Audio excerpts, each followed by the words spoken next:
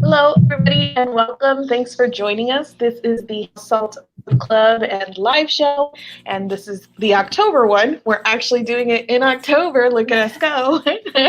And the book for this month is A Deadly Education by Naomi Novik. So we're going to start with introductions. Everybody's going to introduce themselves and then also tell us what they rated this book. So I'll start. I'm Marines. My name is Marines, and I gave this 3 or 3.5 out of 5 stars, somewhere in that area.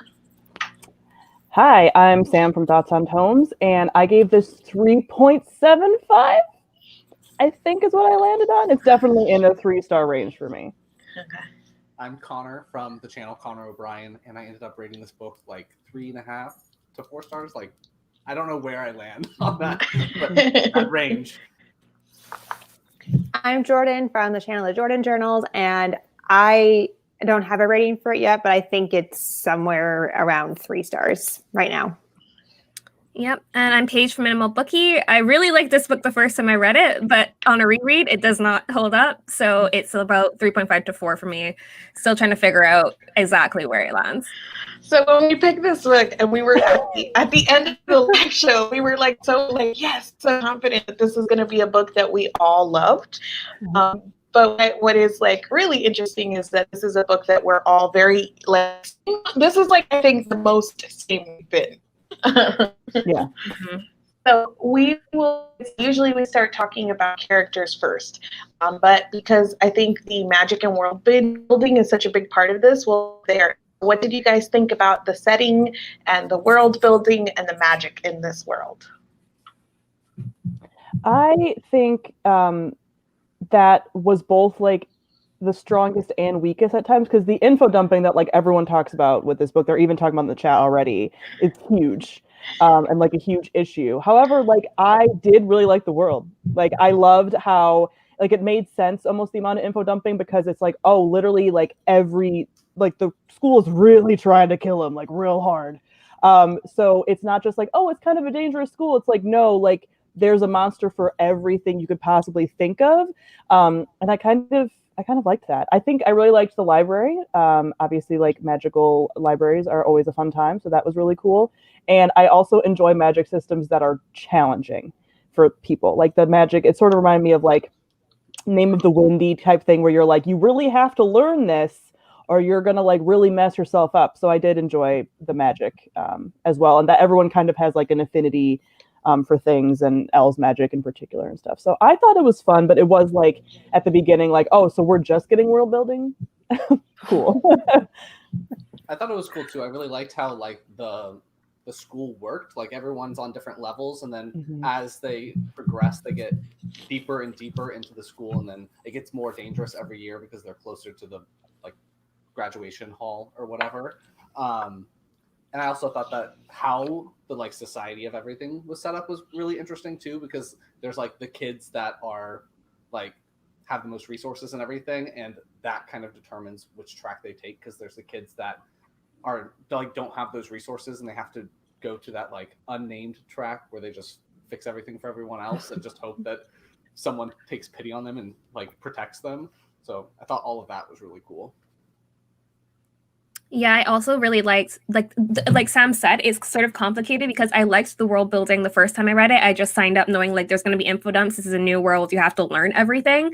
But upon a reread, it does not hit the same because you know all the information now. So there's these huge pages and pages of info dumping. She stops to explain literally everything. And then that got annoying for me on the reread. And that's part of the reason I docked my star rating, because I was if it doesn't hold up on a reread, it can't be a favorite for me because I won't be able to return to it and enjoy it in the same way. See, that was a problem for me on the first read. I liked the world and I liked the magic system, but I felt it was very there was nothing else to the book than just building this world, and we would go off on tangents where that's all we learned about. And it was interesting, but at the same time, I was unsure of what the point of the book was by the time I got to the end of it.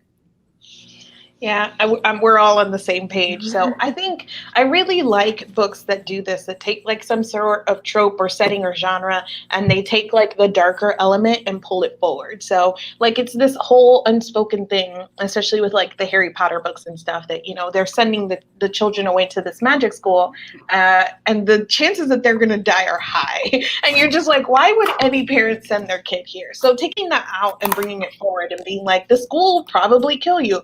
I think that is such a neat premise. So I was like so excited by that whole thing.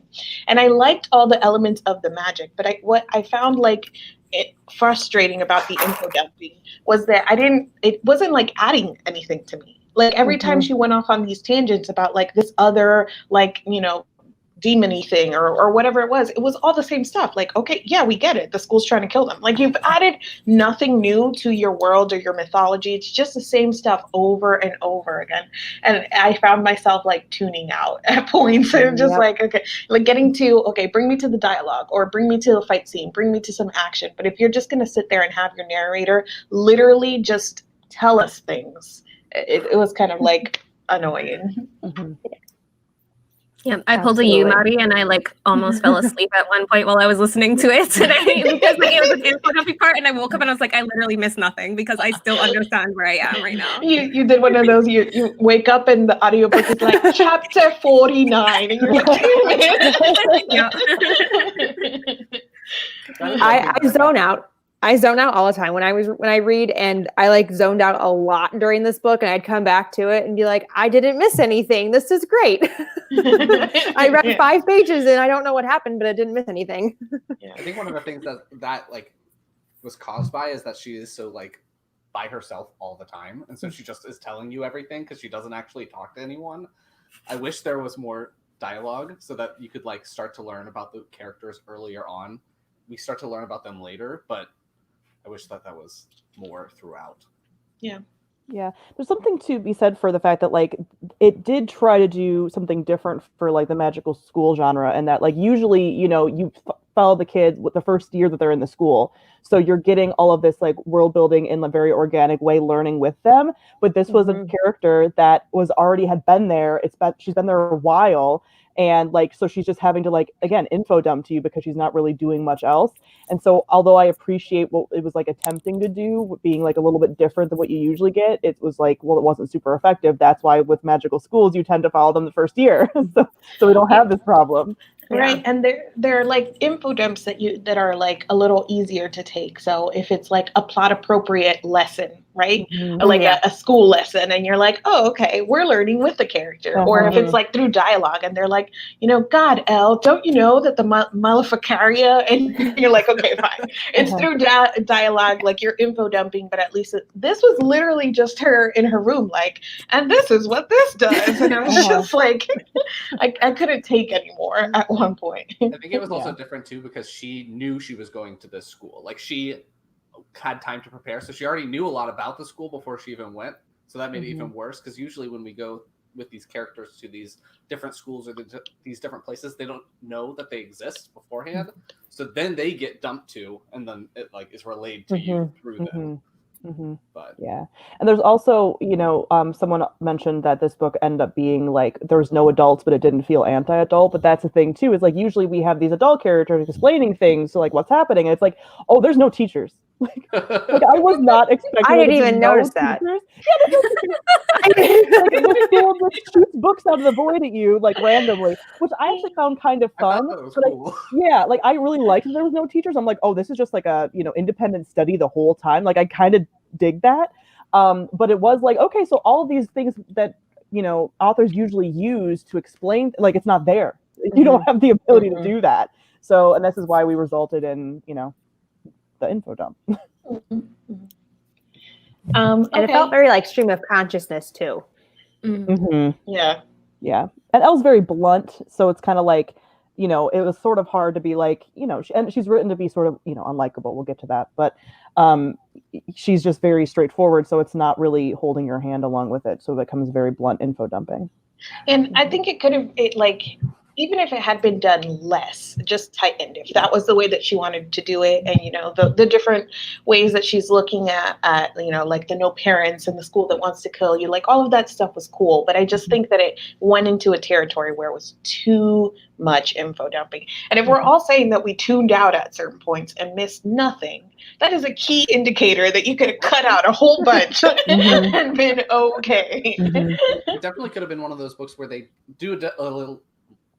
Can I speak? At the beginning, and then just like made you figure it out on your own. Like, you know how some books just drop you in and off you go. You have to figure it out as you're reading. She could have done something like that where you just start and have to go with it. Especially because I loved the world. I loved all the pieces of the world. I love the idea of the school. I don't think it's very complicated. So she could have definitely just dropped us off and be like, this school wants to eat you. And we would have picked up the rest.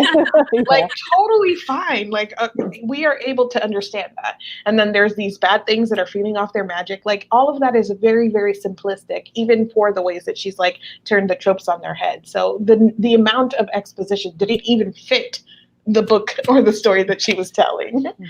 One thing that I found strange with the world building was that the school needs children to die to continue to function.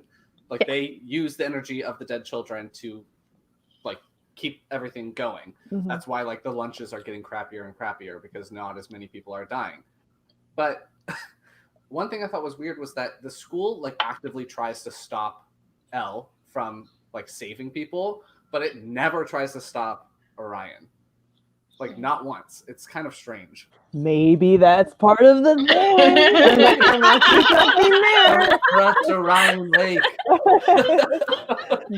Okay, well, let's actually go there. So let's talk a little bit about the characters, and we'll start with Elle, who is our main character and who I personally loved. I think that part of what saved the book for me was, even though we didn't get it as much and there wasn't as much dialogue, but it was Elle as a main character and her dynamic with Orion.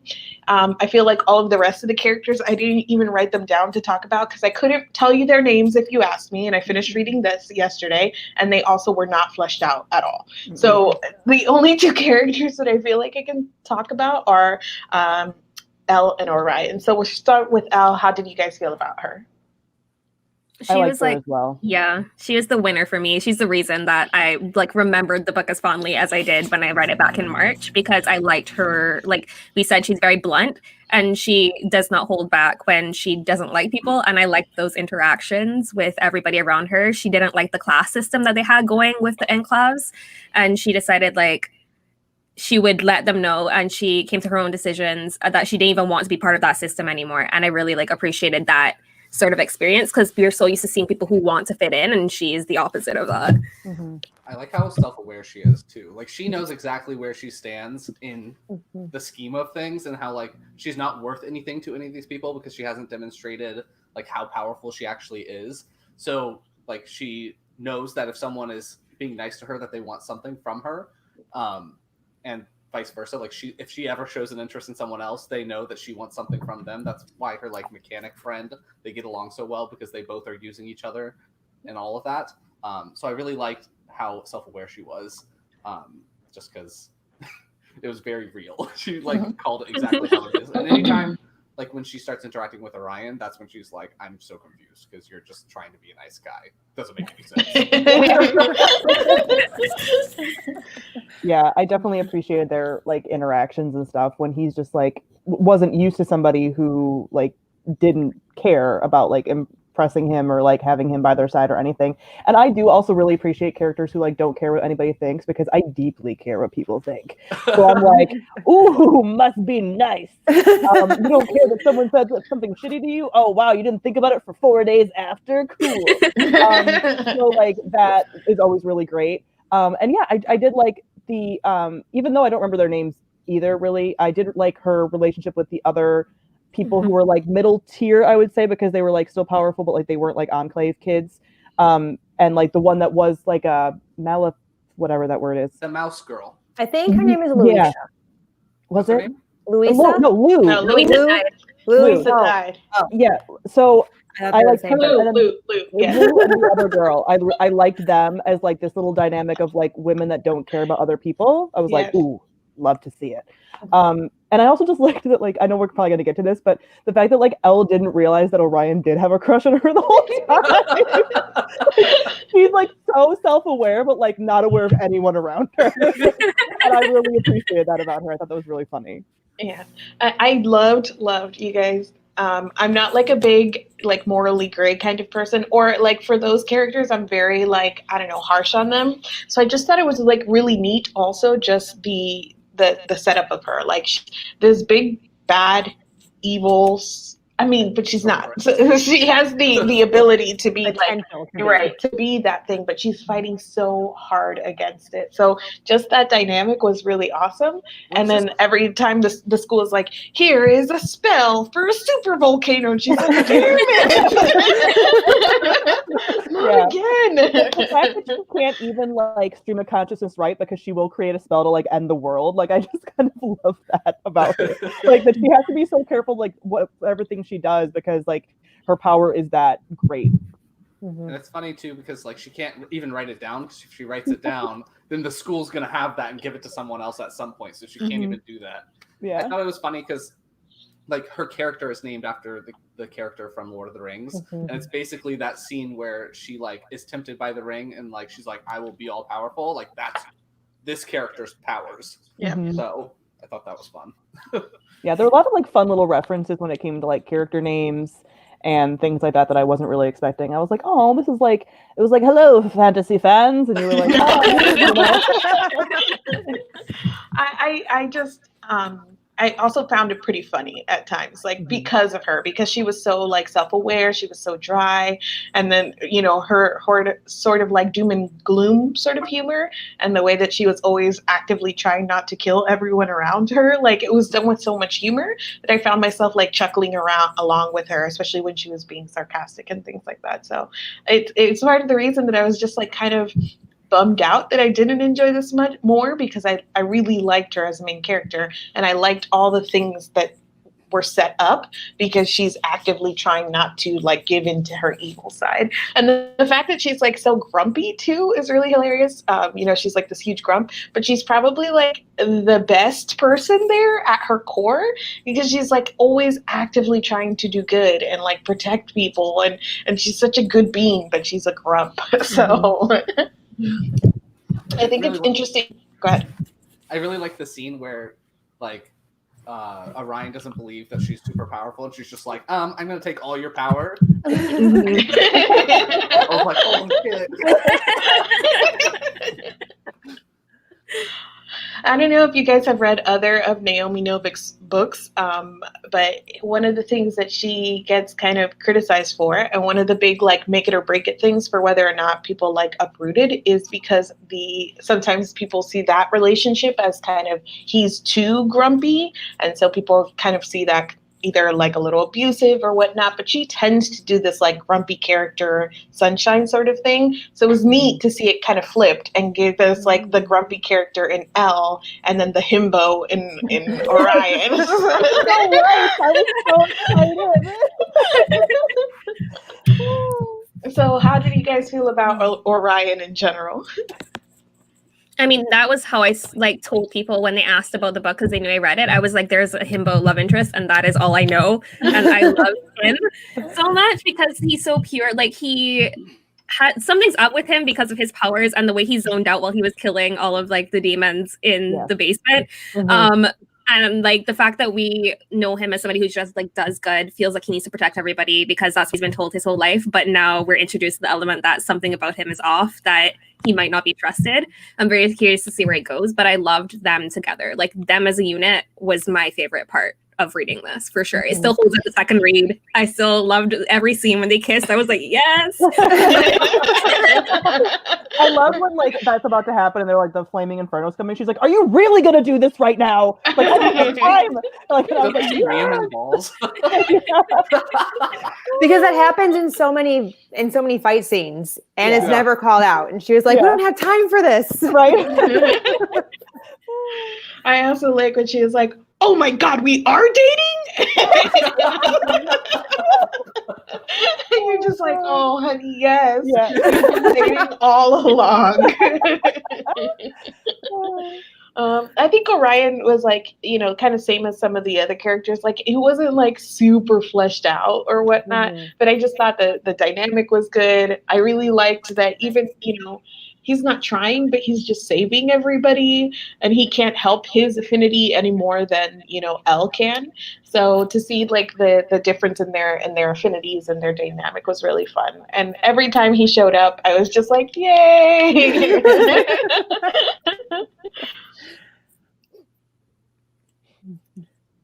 All right, and I know I said already that like none of the other characters stood out, but I saw somebody also mention in the chat that while the characters aren't like whatever, the dynamics were pretty great, like the character dynamics, because what this is setting up, I think, is to be something of a found family, which I really enjoyed. So kind of seeing them and like getting to know the dynamics of them protecting each other, like how they can't even like go to lunch by themselves, and then like starting to form those alliances. That was pretty interesting to me. How did you guys feel about it? I didn't have any. Oh, go ahead. I didn't have any strong feelings about like the characters in particular, but I did like the relationships between the different characters. That definitely stood out more to me than like the specific individual characters did.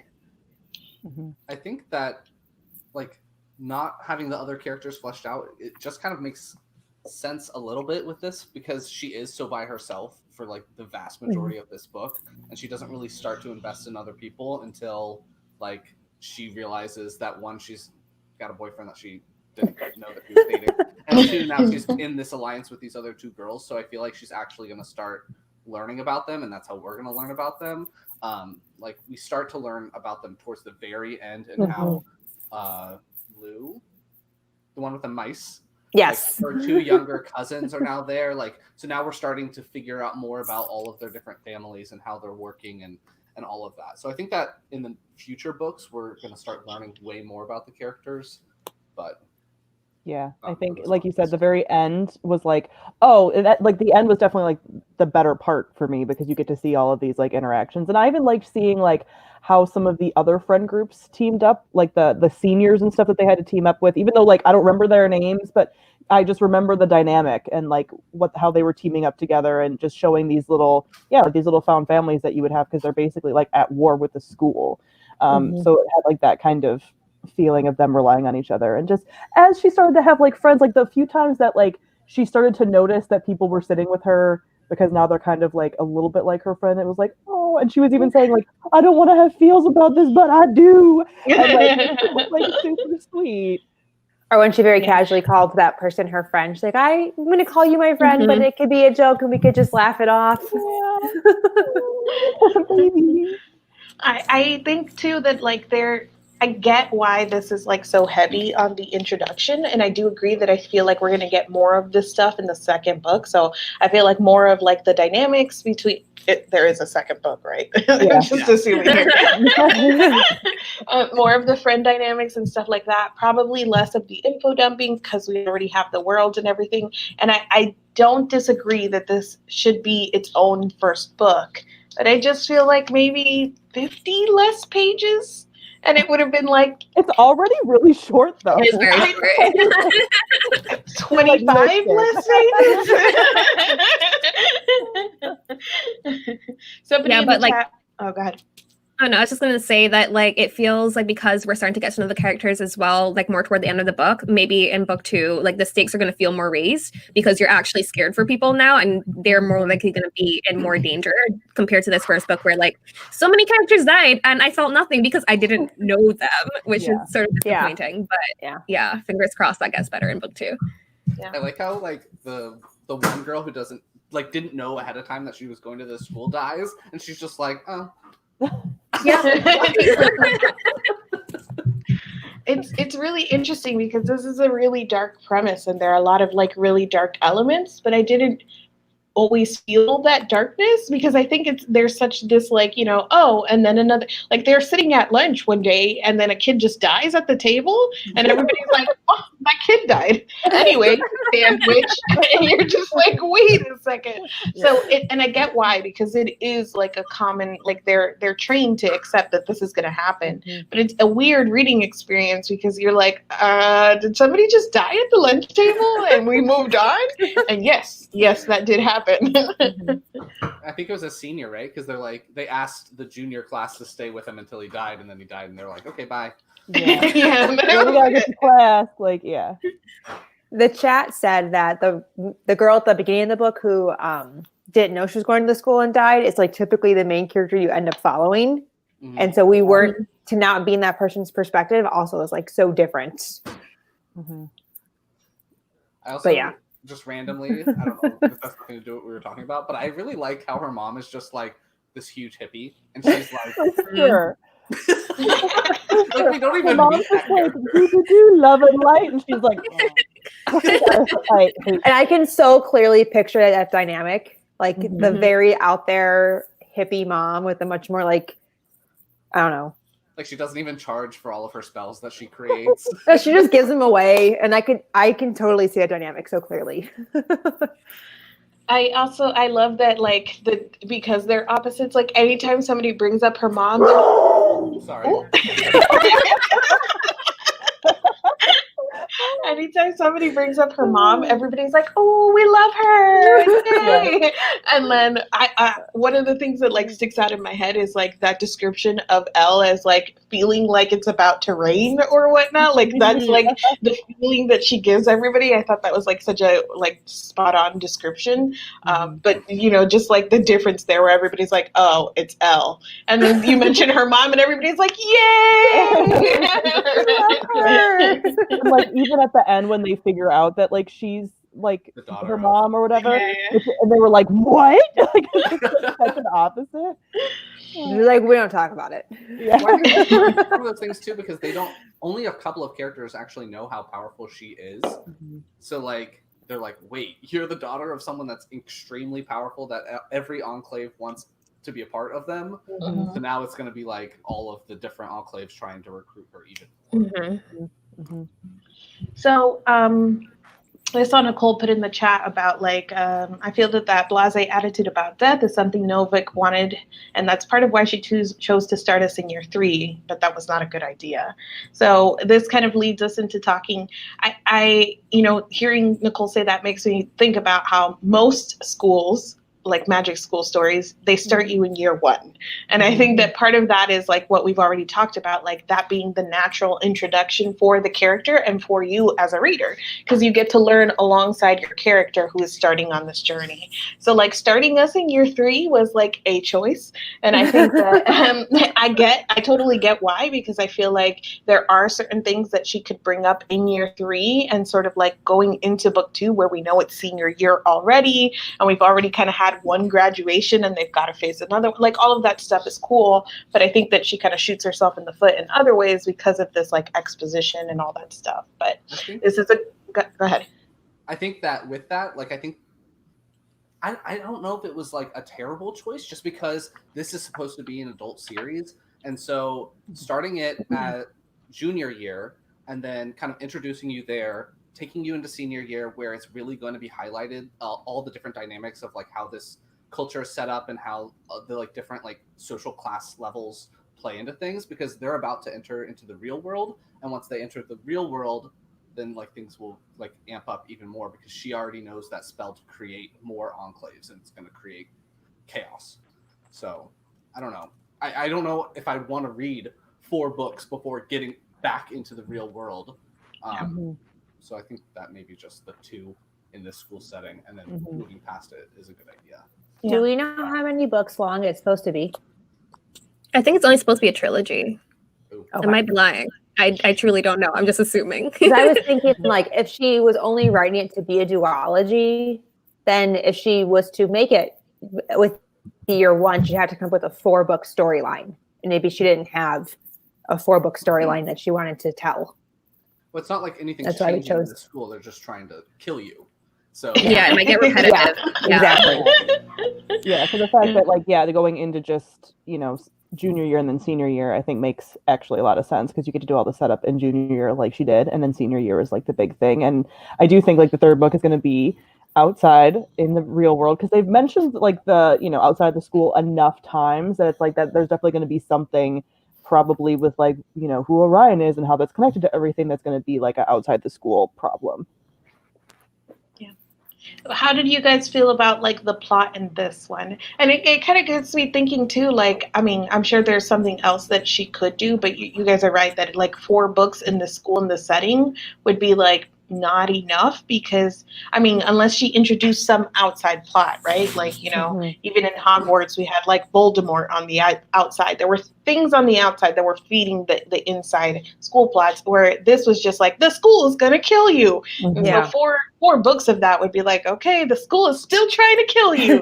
Like there has to be like some other element. And I just also think like in years 1 and 2, they just don't know enough to like really do all that much. So like she is in year 3 starting to learn enough stuff to like actually make a difference. So I think in years 1 and 2, it's like she would just, I don't know, be more lonely. Like trying to hide from more monsters, maybe? Yeah. Doing jumping jacks to get cleaning spells going or whatever. That is really funny that she had to do like physical exercise so that she could feel her magic.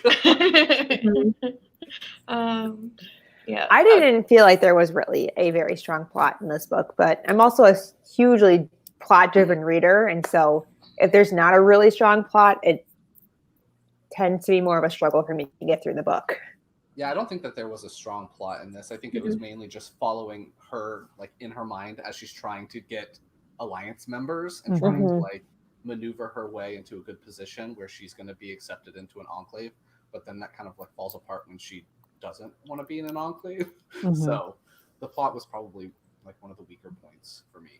Yeah, until the very end, it was just like, okay, we're just following her, and then there's like, that's why like the very end when finally, I think I read that part so quick when it was like, oh, like they're trying to fix, the like stairwell, and then now they're going down into like the graduation hall and like all that stuff was really fun because I do think Novik does a really good job when she does get into action stuff. Like I would say Uprooted's like pretty action focused for a lot of it.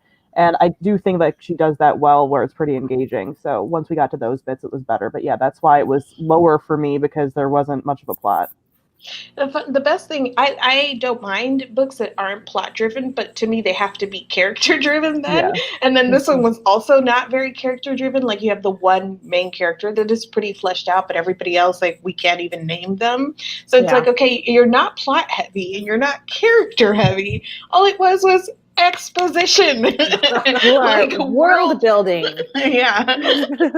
Yeah, that's definitely something I noticed like listening to it today because like I knew the plot and I didn't realize how spaced out every like actionable thing that happens is, and I was like, that's why I was able to fall asleep because I knew like at this point nothing's gonna happen for another like 100 pages. I'm good. Like I think, I mean, like I said, I'm like somewhere in like the 3-star range for this. So it was still pretty enjoyable in places. It's just really interesting. Like all of the elements are there. And I think that this was a really good introduction in some ways, but it just never went any further than that.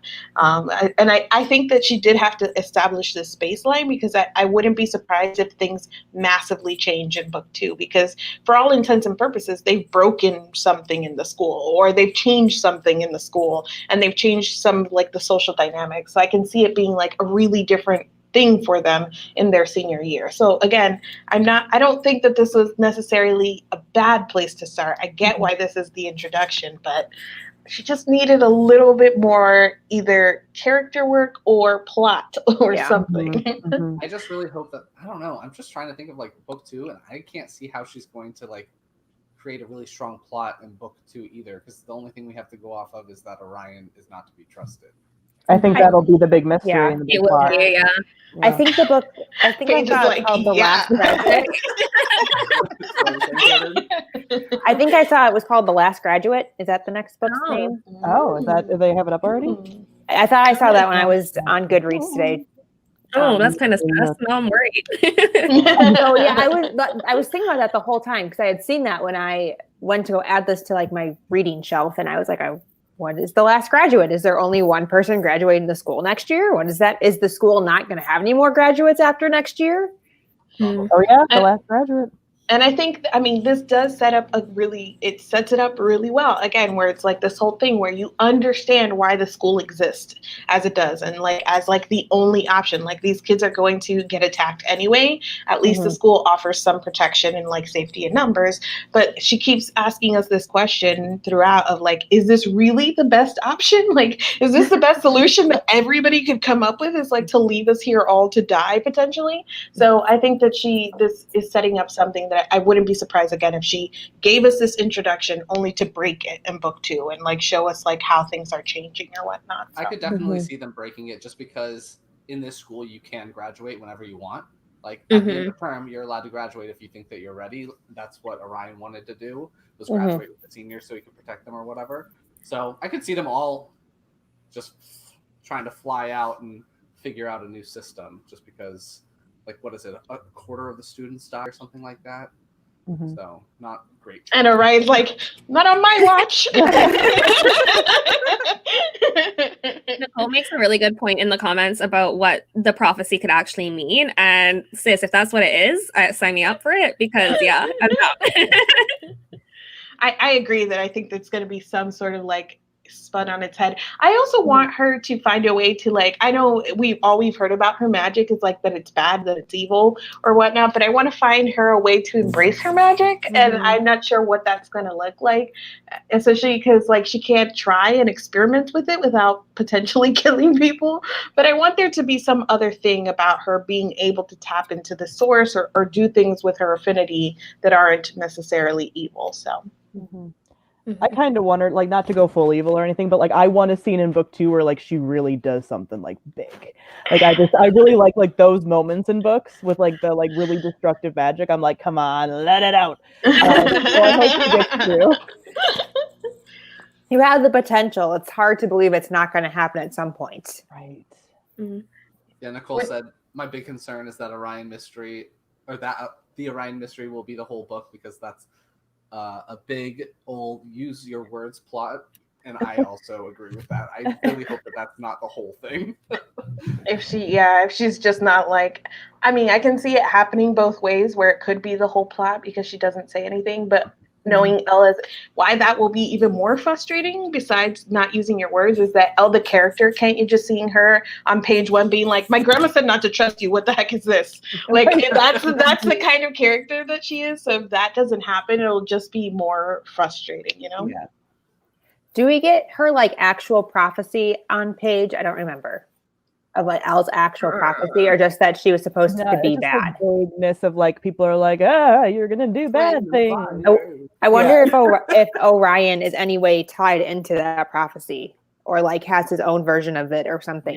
He's just a big battery. He just like kills and like gets magic rounds to give to other people, and she can use vast amounts of energy all at once. So I wonder if they're like some dual-sided thing or something. Yes, the world itself is very big on balance, and we hear it all the time, like the balance of things. So if there's like some sort of like balance to their magic or some way that they're like, you know, fated because of that. All right, so anything else about like book 1, plot, characters, anything like that? Because we're going to move on to representation and some of the things that came out about the book afterwards. So anything else? All right. So soon after this was released, or maybe even a little bit before it was released, there were a few reviews and things that came out that were sort of criticizing the representation, different elements of the representation. So one, Elle is biracial. The other was there was a mention of locks in this that said it was a bigger conversation about keeping your hair short while you are in the school. And it called out specifically locks and how locks would attract things called lock leeches or whatnot. And then there was some like criticism of the way that the languages and the magic there was represented. So I kind of went into this I was like, oh, I'm going to be hyper aware to these things. And then I just got dropped into all of this info dump, and I was like, I'm not hyper aware of anything right now. I'm just kind of just letting it wash over me.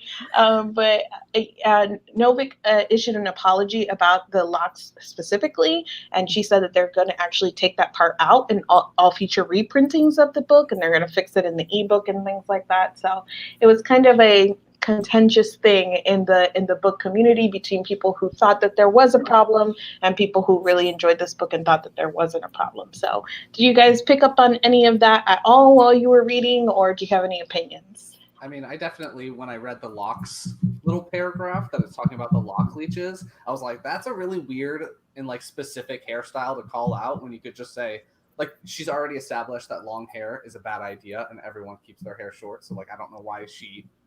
It was a very specific thing that like even disrupted the flow of what was being told too. Yeah, she even said when she was addressing this that that was something that was added super last minute, and I was like, "Well, why did you even add it? Why did you add it? It doesn't make any sense." Yeah.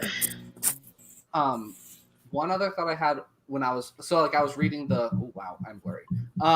The main review that everyone directs people to is that one of the main criticisms was about all the language and how it's used and stuff like that.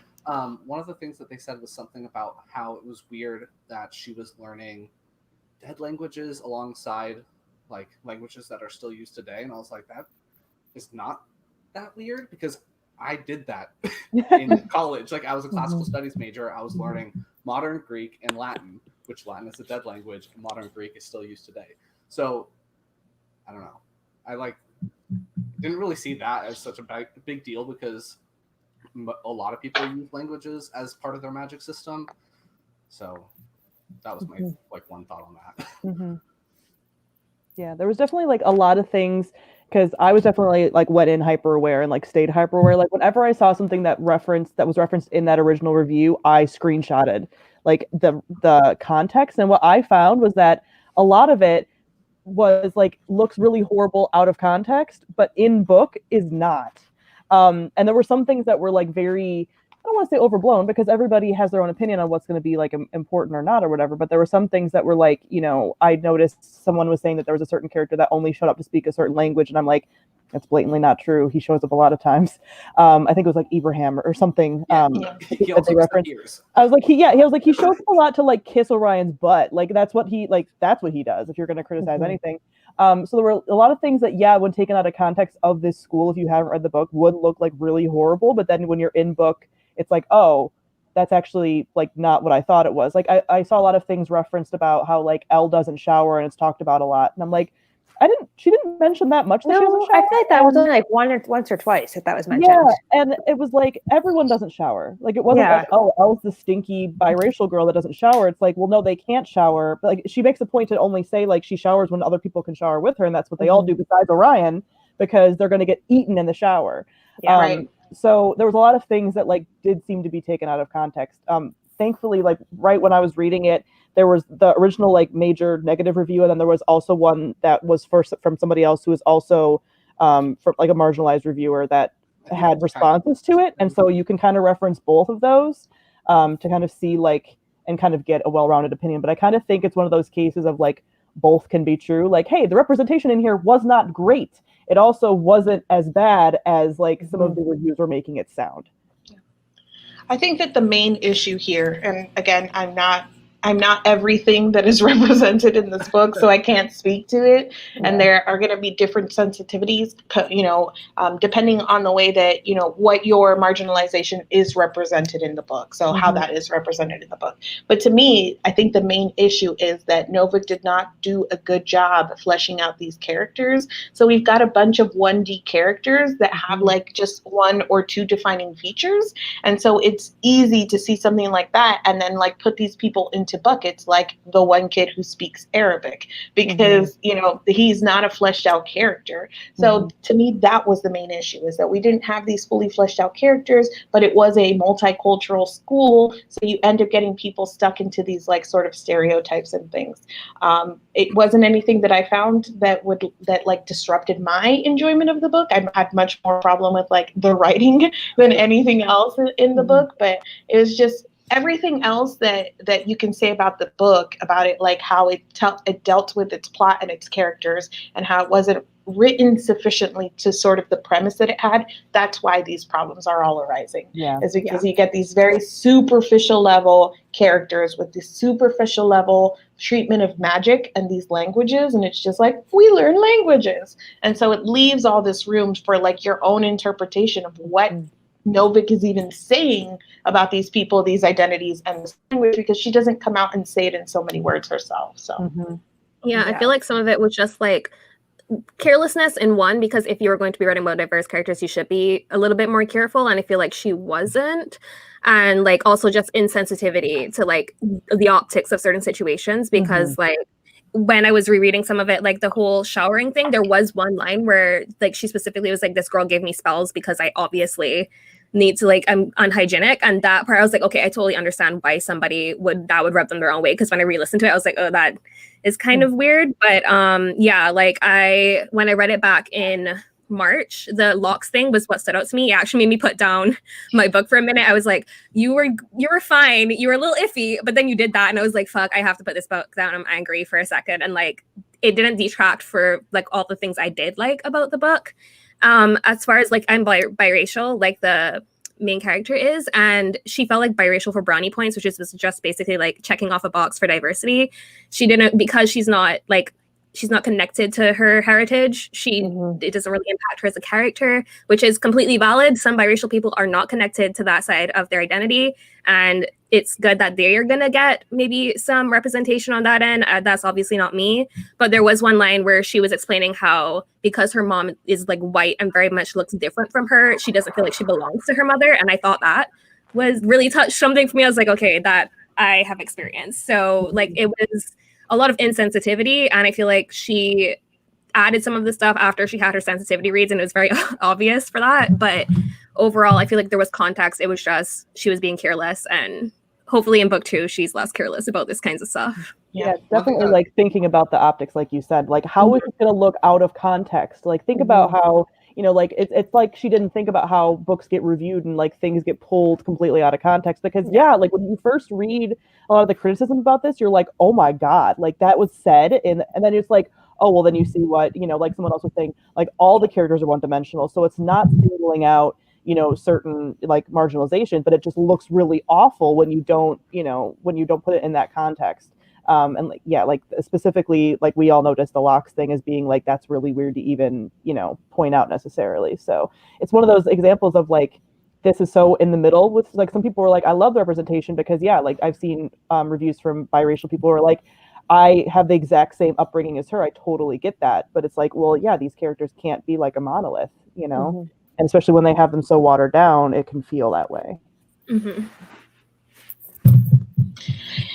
Yeah, and I think that part of what Novik is also experiencing is that like none of this stuff happens in isolation. So the the idea of a white person, a white author writing a biracial character was only connected to their white side, or like, you know, things like that, like those things don't happen in a vacuum or in isolation, or even just like magic systems and magic schools that sort of not fetishize, but that like have this like whole, that like sort of put their magic on the same level with like multiculturalism and stuff like that. Like that stuff is like things that happen a lot in fantasy that don't make it better, but then have long histories. And so Novik is feeding into all of this. On top of that, she's like writing outside of her experience. On top of that, she's like, you know, being careless and insensitive in places. So it's just like boom, boom, boom, layer after layer of things, which added up to where I can see people being like upset at this or feeling uncomfortable. And there were places where I was like, ooh, bad look.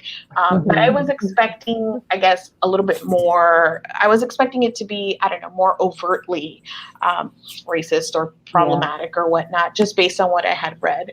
And I'm not saying that that won't be the case for certain readers, but when I read it, it wasn't the case for me. It definitely was careless. It definitely had moments where it rubbed me the wrong way, but it was just kind of like we're saying, sort of like across the board, undeveloped, across the board 1D sort of thing. I was talking to a friend about it when like the review came out. I was like talking to some friends about it, just like discussing like my feelings on the book and how reading this, I was like, did I read a completely different book? Because this feels like I would have noticed like if it was like extremely racist. I feel like I would have like clocked into that kind of stuff. So we were discussing it, and we were discussing how like as like BIPOC people, we tend to be able to compartmentalize better when it comes to this kind of stuff to still be able to enjoy content, because growing up, it was a lot worse when we were younger. So I feel like there's like a part of my brain where I can just turn off and just like acknowledge, see, but make sure that it doesn't harm me as a person. Like, I don't know if I'm like explaining it well, but I feel like there's like a level to it where I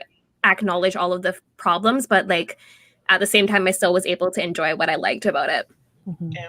And also because it's a white author, I never go into books by white authors expecting good representation. I was literally waiting for own voice reviews. I was like, there has to be problems in this book that I'm not seeing. And then I saw I was waiting. I do think it'll be interesting. I hope that her family, her like Indian family, actually comes back into the plot at some point and plays a role, because like they were the reason why she's so isolated, I guess, because they like had this doom and gloom prophecy about her. So it would be nice if they like actually came back in and played a role. Mm-hmm. I'm gonna say no. I'm gonna say I don't think it will either. It would be nice, but I don't think it's gonna happen. I mean, it would be nice in so much it would be nice if anybody but Naomi Novik was writing this. Like, I don't want her to tackle it. I don't want her to write these characters. I don't want her take on racism, honestly. Like, it's not what I want to see from Naomi Novik. I will say, though, that, like, on the flip end of that, this had a lot to say about, like, class and wealth. Yeah. And I thought that it did that in very interesting ways. And I thought the way that it talked about, like, the case and like, the enclaves and, like, the haves versus the haves not. And, like, one character who's just, like, put in a maintenance request. And Elle's like, excuse you? Like, you know, like, that stuff I thought was really interesting. So I thought that there was stuff there that she had commentary on that was fine. I don't want her take on racism. Just leave it out. Move on. I guess my one thing was that she would like start to learn and use the languages that she's been using or like, learning. It would be cool if she was actually using those languages other than just for spells. Yeah. So we've kind of like mentioned it a little bit throughout, but are you guys all on board for book 2? Yeah, I'd read it.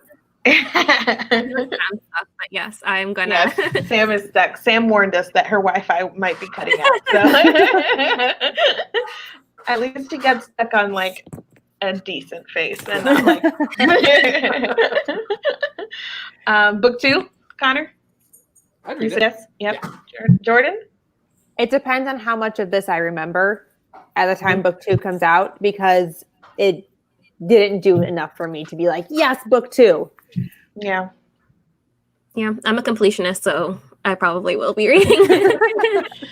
I feel I'm kind of like I will be. I am interested in reading it, but I agree that by the time book 2 comes out, like I can barely remember anything, and I read this yesterday. Like I feel like by the time book 2 comes out, I'm gonna be like, huh? But it's fine. I'll reread. It'll be great. I'm excited for like what is potentially to come in another book from the series, but I don't know how I'm going to feel about it in a year from now. Yeah. Yeah, I definitely forgot the characters' names before this, so I had to like look at the like little blurb, because at the beginning it says what his name is. The only thing that gives me hope is that I don't think it really matters that I can't remember most of this book, because all you really need to know is like Elle, Orion, the things that feed on them, the school that the basic memory of the magic system, which was talked about so much. So that's definitely what I'm going to remember most out of anything in this book. I thought it was really interesting for anybody who has read Uprooted. One of the other like main complaints that people have with Uprooted is like that the magic system is like really like it's just like magic.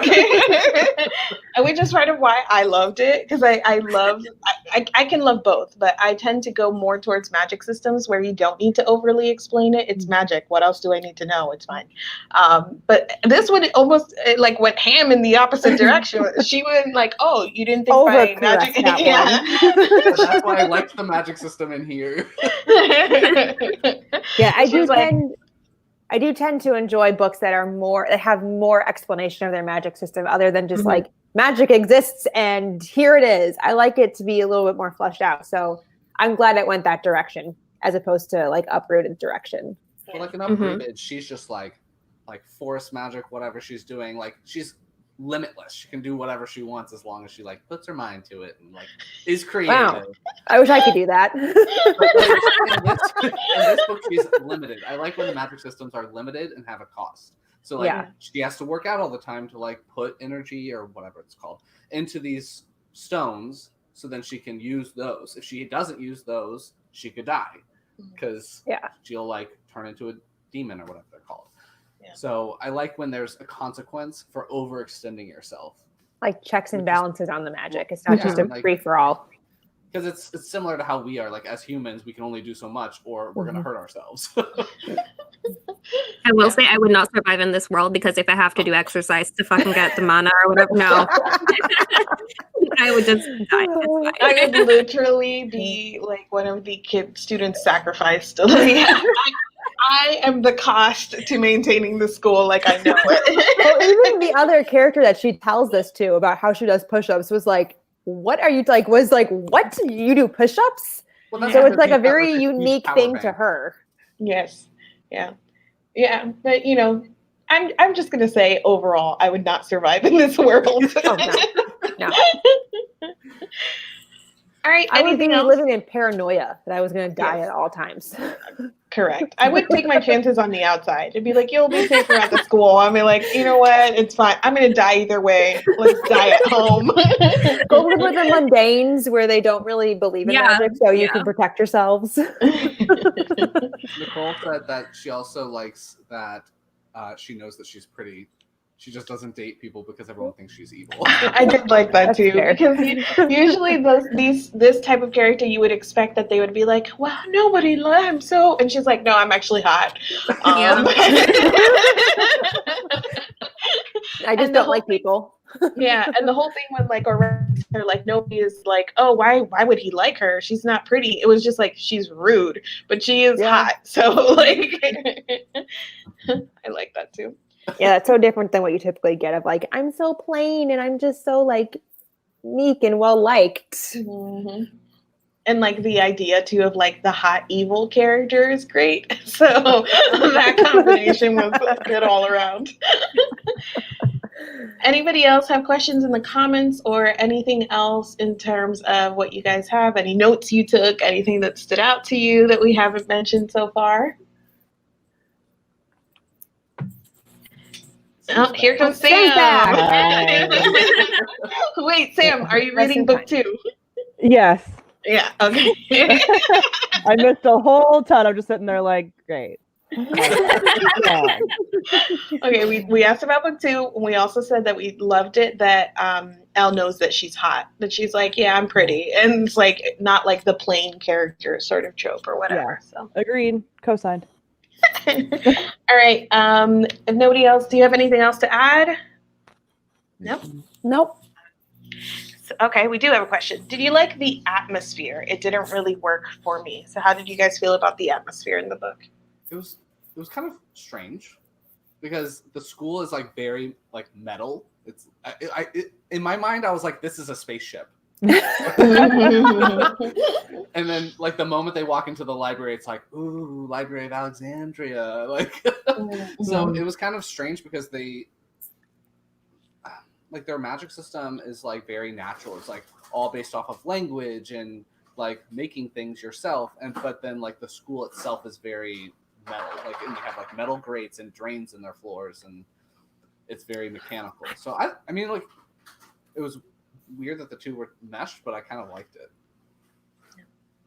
I picture like a giant stone cylinder where they just like kept moving down each layer as their years went on. Yeah. Mm-hmm. Yeah. Go ahead. I didn't have a problem picturing anything in this book. Like the atmosphere wise, like I felt like, for some reason I was like, school sitting in the middle of the void with a bunch of monsters and like drains to get all the blech. Like, I can for some reason picture that very clearly. I don't know why. So yeah, that was I had no problem. Like actually, like I kind of liked it. I don't know. Like the level of extreme like danger in this school for some reason, like that vibe, I was just like, I can picture this and like feel it. I had a mixed bag. Like, there were certain things that I could picture. I'm not good at picturing characters, but if a setting is very good, like, I can see that pretty vividly. And the only things that like stand, like, I could see her like tiny dorm room. So there were like certain things that I could picture, but I didn't There's really also feel pictures like, in the back of the book. huh? Pictures of her dorm room in the back of the book. Yeah. I listened to this on audio. There's a couple characters in the back of the book. Yeah. Okay. So like there were certain things like that that I could picture. The main like sticking point to me for the atmosphere was kind of what we already had said about how it's like dark, but not really. Like it's dark, but not really, and like death is a big deal, but no, it's not. And so like that kind of like hazy middle ground left me kind of feeling like I wasn't too sure about sort of like the feeling of this book, but in general, it like we're, middle of the road, like kind of 3 stars for me on that as well. So I was expecting it to be darker than it was because it is an adult book, technically. Like it's so YA because of like the whole like death doesn't really feel like it's that big of an impact from the characters. Yeah, like I was expecting a way darker story than I got. And like I still enjoyed it for what it was, but it was sort of a different expectation. I thought it was YA when I finished it. And then it was supposed to be adult. I was questioning. I'm like, I know that she's an adult author, but this feels very YA. And so I was, to me as well. Yeah, it was like straddling that line for me the whole time. I think it's maybe like the setting too, because the setting. We're in the cafeteria. Well, and the age of the characters. They're 16. 16, 17. Yeah. 16. It's the setting, it's the age, but it's also the themes. Like this is very coming of agey. It is very like finding a found family. Like the themes themselves are very school focused. So there wasn't anything to me that was adult here. And if you're saying that it's like dark, because of death is treated so flippantly here, like that I would not categorize this as adult either. I think it was the descriptions for me that I was like, oh yeah, it's adult. Because like YA will not go into like some of the descriptions of like typically speaking, YA more recently is like a little bit darker and more like upper YA. We're getting YA with like 19-year-olds and stuff. But typically speaking, YA for a long time hasn't had a lot of this like dark feel. Like some of the descriptions of the monsters, like the maw mouth and like some of that, and like the guy that tried to kill her and like how that happened, like those are much more like adult descriptions than you would get in a YA book, typically speaking. Somebody else asked, what did you think of the narrator?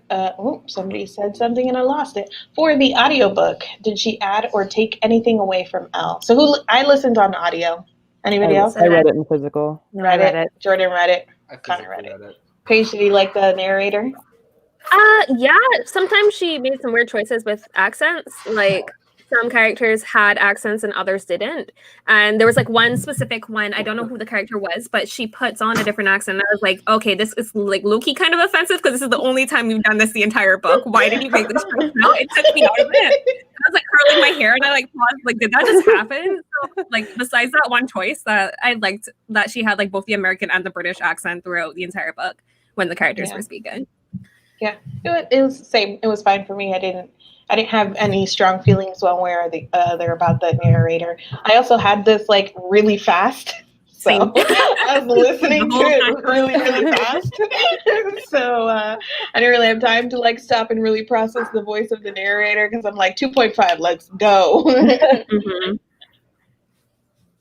All right, I think that's it for questions in the comments. We announced this last week, but I will remind everybody that November's pick is The Invisible Life of Addie LaRue by V.E. Schwab. So this is also another recent release that I'm so curious. I'm so curious. I'm curious as well. I'm like, oh no. We were overly confident here, and we got a 3-star.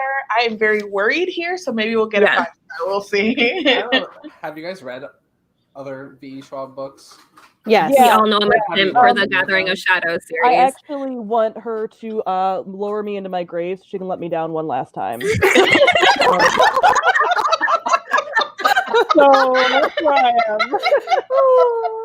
Oh my gosh, yes. Oh my I'm God. also like, Yeah. listen, not to be a hipster about this, but like back in the day, I was the first person saying that. I mean, I don't know if I was the first person. I was like a hipster of saying that V.E. Schwab didn't know how to write women, and now like that's like the cool hot take. But I'm just saying that like her characters Her her girls are not female like other characters are really annoying to me. So Is I've this had very book mixed. is this book dual point of view, or do we just get No, Addie? it's just Addie. The one. It's just Addie, I think. So she's only got a female perspective to give you for 500 pages. She did One that star. Tune in next month to hear all my thoughts. She did that with the archived as well. So the funny thing with like V.E. Schwab and me, just to get into this now, not next time, is like that so that you guys know what to expect, is like some of my favorite books have been by her.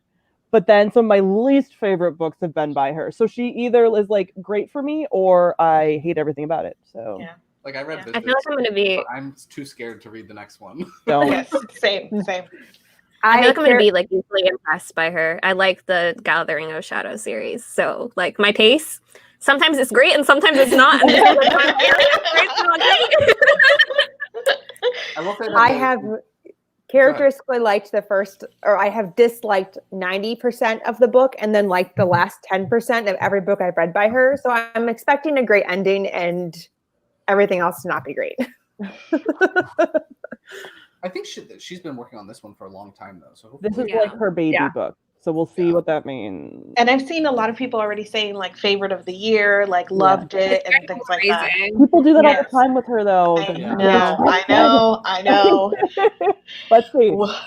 Our opinion will be the correct one. So tune in next time. Follow us over on Twitter or on Instagram because that's where we usually announce date and time. We shoot for the last Saturday of the month, but once we have everything together, we'll let you know on Twitter. And then of course we'll be back here on Sam's channel. And I'm like really excited. This Send Good Vibes. We are waiting for a 5-star read, you guys. I haven't rated a book 5 stars yet. I know. Please send good vibes. And as Nicole just said, tune in next month for the correct opinion. Thank you guys so much for joining us, and we'll see you next month. Bye. Bye.